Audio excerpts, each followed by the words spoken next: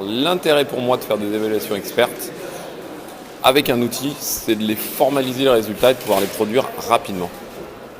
Donc si on peut structurer les réponses et le document qu'on va fournir ensuite à un client par exemple ou à une équipe projet avec qui on travaille, c'est très pratique, c'est très rapide, c'est très efficace. Effectivement, pour produire du test utilisateur, c'est drôlement bien de checker l'interface ou le produit qu'on veut évaluer.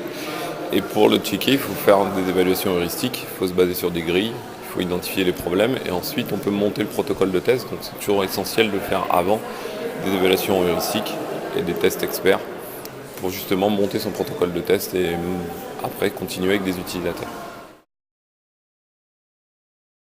Je pense qu'il faut être prudent avec les évaluations expertes, les évaluations heuristiques, parce que le risque, c'est qu'en termes de compétences pour l'UX designer, s'il fournit trop de choses en tant qu'expert sans utilisateur, il risque de se retrouver confronté à un problème plus tard, celui de devoir justifier le fait de devoir avoir accès à des utilisateurs.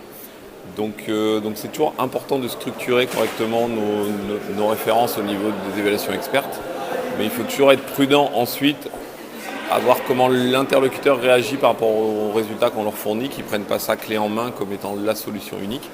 Et ce que je disais aussi, qui est très important à mon avis, c'est qu'il ne faut pas seulement faire l'évaluation et proposer des réponses. Il faut pas proposer que des problèmes, il faut aussi apporter des réponses et des solutions.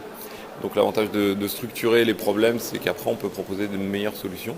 Et c'est très important d'apporter des solutions en même temps qu'on apporte les problèmes. Donc,